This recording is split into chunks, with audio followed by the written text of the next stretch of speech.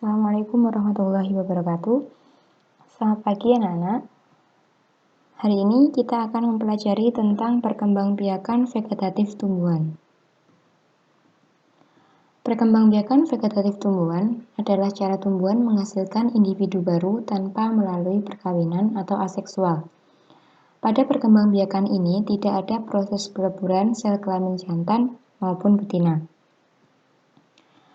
Perkembangbiakan vegetatif tumbuhan terjadi tanpa melalui proses penyerbukan dan pembuahan. Individu baru terbentuk dari bagian tubuh induknya, sehingga sifat individu baru nanti akan sama dengan sifat induknya. Perkembangbiakan vegetatif dapat terjadi secara alami dan buatan. Yang pertama, perkembangbiakan vegetatif alami itu merupakan perkembangbiakan secara tidak kawin terjadi dengan sendirinya tanpa bantuan manusia. Sedangkan perkembangbiakan vegetatif buatan dilakukan oleh manusia untuk memperoleh tanaman baru yang memiliki sifat seperti tanaman induk atau sifat tanaman yang lebih baik lagi. Perkembangbiakan vegetatif alami itu dibagi menjadi 6. Di sini Bu Furi menyingkatnya dengan 100.000. Sra itu adalah spora, Tu itu adalah tunas, S-nya ini adalah stolon atau geragi, Ri itu adalah rizoma atau akar tinggal, B-nya ini adalah membelah diri atau membelah diri, U-nya ini adalah umbi. Selanjutnya kita akan bahas satu persatu. Yang pertama adalah spora. Spora ini sebenarnya adalah sel yang berubah fungsi menjadi alat perkembangbiakan. Spora ini berupa butiran halus yang terdapat dalam kotak spora atau yang disebut dengan sporangium pada permukaan bawah daun. Ini adalah gambar dari sporangium. Setiap sporangium ini mengandung banyak spora. Butiran spora itu bisa terbawa oleh air, angin, maupun hewan.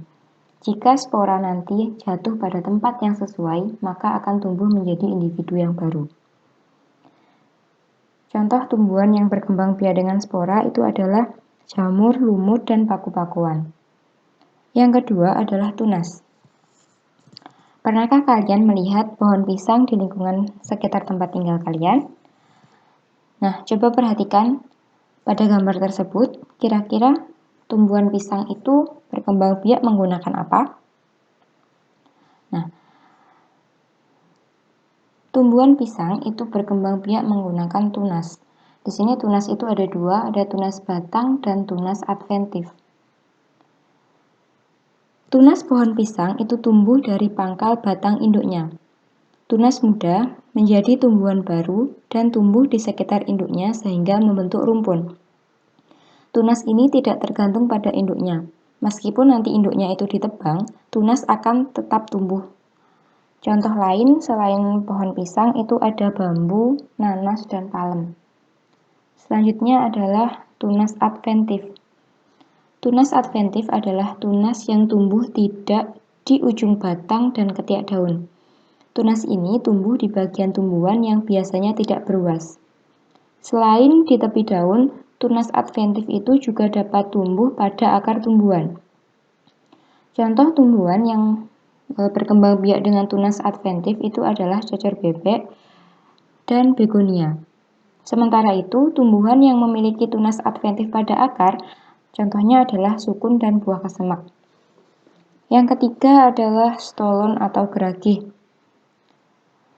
Seperti pada gambar, stroberi itu merupakan salah satu tanaman yang berkembang biak dengan geragi atau stolon. Geragi adalah batang beruas yang tumbuh menjalar di permukaan atau di dalam tanah. Pada ruas-ruas batang terdapat akar yang akan tumbuh menjadi tunas baru. Tunas-tunas baru yang terbentuk akan tumbuh menjadi tumbuhan baru yang tidak bergantung pada induknya. Contoh lain selain stroberi itu adalah arbei dan rumput teki. Yang keempat adalah rizoma atau akar tinggal. Rizoma itu merupakan batang yang tumbuh mendatar di dalam tanah. Batang-batang tersebut berruas-ruas dan berbuku-buku, serta di setiap buku dapat tumbuh tunas.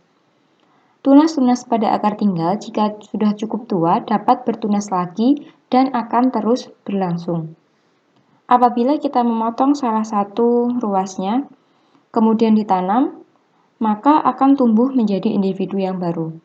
Contoh tumbuhan yang dapat berkembang biak dengan rizoma atau akar tinggal itu antara lain jahe, lengkuas, kunyit, kencur, dan temulawak.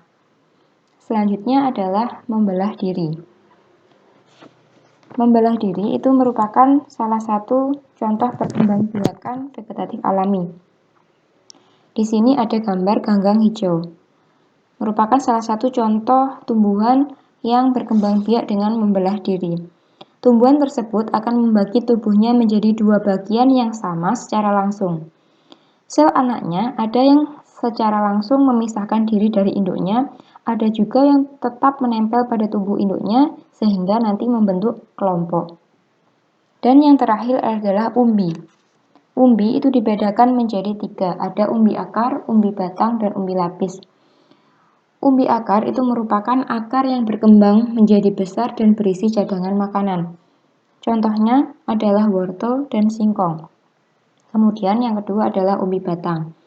Umbi batang itu merupakan batang yang membengkak berisi makanan di dalam tanah. Memiliki kuncup-kuncup yang dapat tumbuh menjadi individu baru.